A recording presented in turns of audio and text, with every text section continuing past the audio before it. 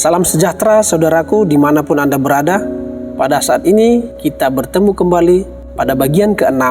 Untuk apa aku ada di dunia ini? Untuk apa aku hidup? Seperti yang telah didengarkan pada bagian ke-5 pada hari Sabtu yang lalu, Alkitab menawarkan 3 metafora yang mengajarkan kita tentang pandangan Tuhan terhadap kehidupan. Kehidupan adalah ujian, kehidupan adalah kepercayaan, dan kehidupan adalah penugasan sementara. Pada bagian ke-6 ini, kita akan membahas tentang hidup adalah penugasan sementara. Saudaraku, hidup di bumi ini adalah penugasan sementara. Alkitab penuh dengan metafora yang mengajarkan tentang sifat kehidupan di bumi yang singkat, sementara, dan fana. Hidup digambarkan sebagai kabut, pelari cepat, nafas, dan segumpal asap. Sebab kita, anak-anak kemarin, tidak mengetahui apa-apa, karena hari-hari kita seperti bayang-bayang di bumi.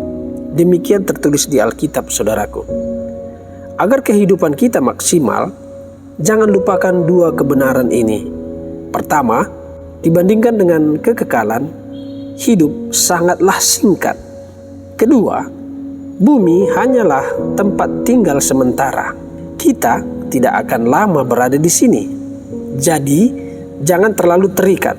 Mintalah kepada Tuhan untuk memampukan kita memandang kehidupan di bumi sebagaimana Tuhan memandangnya. Daud pernah berdoa, "Ya Tuhan, beritahukanlah kepadaku ajalku dan apa batas usiaku, supaya aku mengetahui betapa fananya aku ini." Alkitab berulang kali membandingkan kehidupan di bumi dengan kehidupan sementara di negeri asing. Ini bukanlah rumah permanen atau tujuan akhir kita. Kita hanya lewat, hanya berkunjung di bumi. Alkitab memakai istilah makhluk asing, peziarah, orang asing, pendatang, pengunjung, dan musafir untuk menggambarkan keberadaan yang singkat di bumi ini. "Aku ini orang asing di dunia." Demikian kata Daud.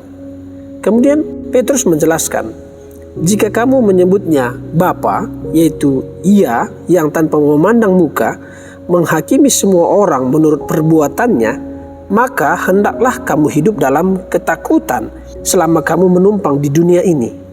Di California, banyak orang pindah dari berbagai tempat di dunia untuk bekerja di sana.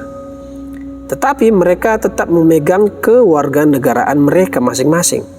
Mereka diharuskan membawa kartu registrasi pengunjung yang disebut dengan green card, yang mengizinkan mereka bekerja di sana walaupun mereka bukan warga negara Amerika. Demikian juga orang-orang Kristen harus membawa green card rohaninya untuk mengingatkan bahwa kewarganegaraan kita adalah di surga. Tuhan berkata bahwa anak-anaknya harus mempunyai cara berpikir yang berbeda tentang kehidupan dibandingkan orang-orang yang tidak percaya. Yang mereka pikirkan hanyalah kehidupan di bumi ini. Tetapi kita adalah warga negara surga di mana Tuhan Yesus Kristus hidup. Orang-orang percaya sejati mengerti bahwa ada hal yang jauh lebih besar daripada beberapa tahun yang kita lewati di planet ini. Identitas kita ada dalam kekekalan. Dan tanah air kita adalah surga. Jika kita memahami kebenaran ini, kita akan berhenti khawatir tentang memiliki segalanya di bumi ini. Tuhan sangat terus terang tentang bahaya hidup untuk tinggal di sini dan sekarang, dan tentang mengadopsi nilai, prioritas, dan gaya hidup dunia di sekitar kita. Jika kita bermain mata dengan godaan dunia ini, Tuhan menyebutnya sebagai perjinahan rohani. Alkitab berkata, "Engkau menipu Tuhan kalau yang engkau ingini hanyalah melakukan segala sesuatu dengan caramu sendiri. Bermain mata dengan dunia setiap ada kesempatan. Engkau akhirnya akan menjadi musuh Tuhan." Bayangkanlah jika kita ditugaskan negara kita untuk menjadi duta besar di negara musuh. Mungkin kita akan belajar bahasa baru serta mengadaptasi beberapa kebiasaan mereka dan perbedaan budaya agar kita dapat bersikap sopan dan mencapai misi negara tadi. Sebagai duta besar, kita tidak akan mampu mengisolasi diri dari musuh. Untuk menyelesaikan misi, kita harus melakukan kontak dan berhubungan dengan mereka. Tetapi, katakan saja kita menjadi begitu nyaman sehingga jatuh cinta pada negeri asing itu dan memilih menjadi tanah air kita. Kesetiaan dan komitmen kita akan berubah. Peran kita sebagai seorang duta besar akan dikompromikan. Kita tidak lagi mewakili negara asal kita, tetapi akan mulai bersikap seperti musuh. Kita akan menjadi seorang pengkhianat. Begitulah yang terjadi, saudara. Alkitab berkata, kita adalah duta-duta Kristus. Sedihnya, banyak orang Kristen telah mengkhianati raja mereka dan kerajaannya. Dengan bodoh, mereka menyimpulkan bahwa karena mereka tinggal di bumi, itu adalah rumah mereka. Bukan itu. Alkitab jelas berkata, kawan, dunia ini bukanlah rumahmu. Jadi, jangan membuat dirimu nyaman di sana. Jangan manjakan egomu dengan taruhan jiwamu. Tuhan memperingatkan kita untuk tidak terlalu terikat pada apa yang ada di sekitar kita, karena itu semua bersifat sementara. Kita dinasihati, pendeknya orang-orang yang mempergunakan barang-barang duniawi seolah-olah sama sekali tidak mempergunakannya, sebab dunia seperti yang kita kenal akan berlalu. Dibandingkan dengan abad-abad sebelumnya, kehidupan di sebagian besar dunia barat sekarang ini sangat nyaman. Kita terus-menerus dihibur, disenangkan, dimanja. Dengan semua atraksi yang menarik, media yang menggelitik, dan pengalaman yang menyenangkan tersedia pada masa kini. Memang mudah untuk melupakan bahwa pengejaran kebahagiaan bukanlah tujuan hidup. Hanya apabila kita ingat bahwa hidup adalah ujian, kepercayaan, dan penugasan sementara lah daya tarik semua itu kehilangan cengkeramannya pada kehidupan kita. Kita sedang bersikap untuk hal yang jauh lebih baik. Karena yang kelihatan adalah sementara, sedangkan yang tak kelihatan adalah kekal. Fakta bahwa bumi bukanlah rumah kita menjelaskan mengapa sebagai pengikut Yesus kita mengalami kesulitan, penderitaan, dan penolakan di dunia ini.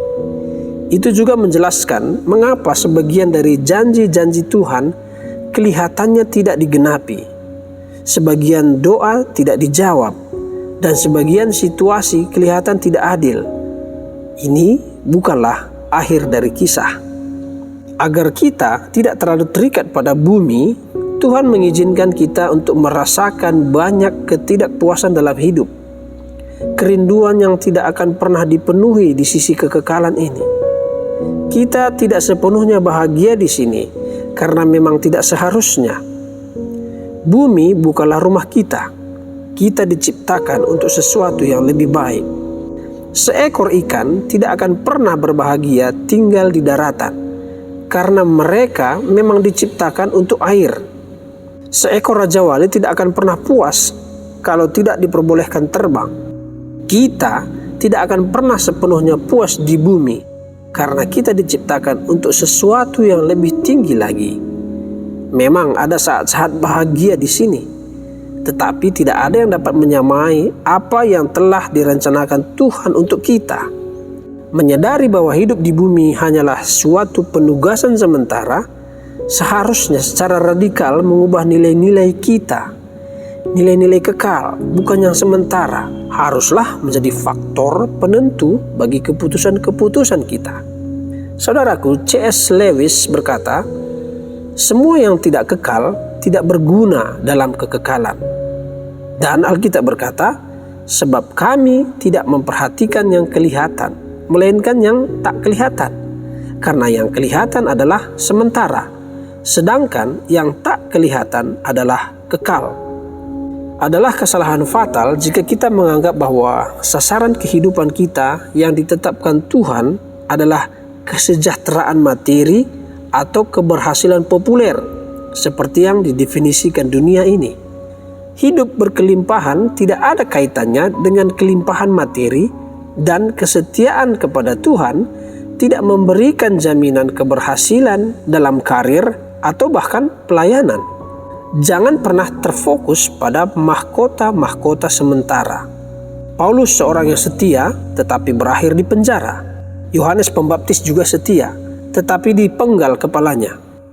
Jutaan orang setia telah menjadi martir, kehilangan segalanya, atau mengakhiri hidup dengan tidak dapat membanggakan apapun. Tetapi akhir hidup bukanlah akhir yang sebenarnya.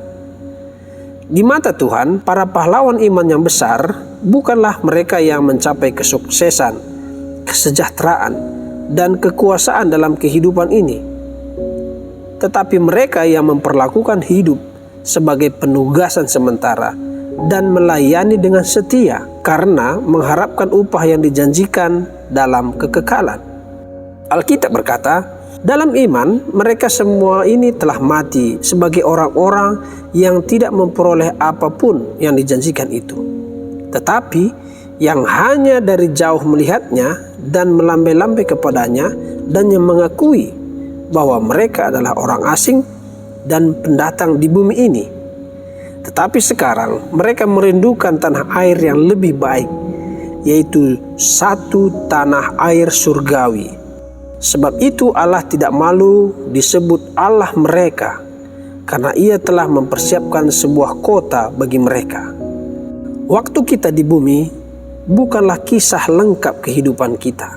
Kita harus menunggu sampai tiba surga untuk menuliskan bab-bab selanjutnya. Diperlukan iman untuk hidup di bumi sebagai orang asing.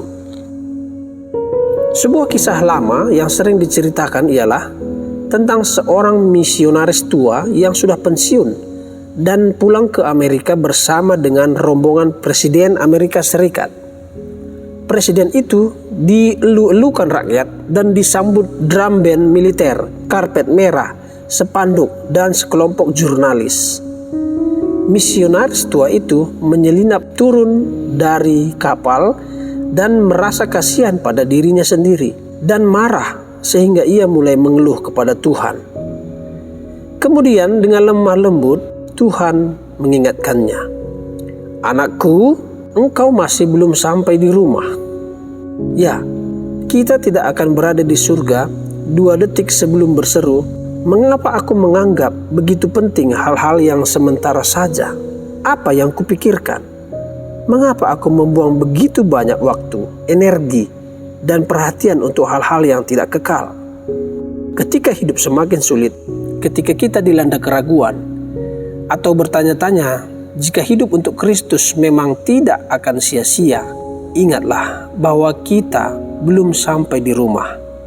Pada saat kematian, kita tidak meninggalkan rumah, tetapi pulang ke rumah.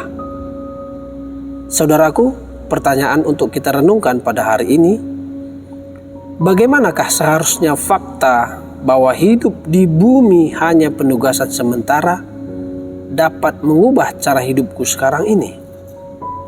Bagaimanakah seharusnya fakta bahwa hidup di bumi hanya penugasan sementara dapat mengubah cara hidupku sekarang ini? Demikianlah saudaraku, bagian ke-6 pada hari ini. Kiranya semakin bermanfaat bagi kita semua yang mendengarkan. Mari bagikan kepada saudara-saudara kita yang lain agar kebenaran tentang tujuan hidup ini semakin disebarkan dan semakin diketahui oleh banyak orang, dan kita bisa bersama-sama mengerti dan tahu secara spesifik mengapa kita hidup di dunia ini.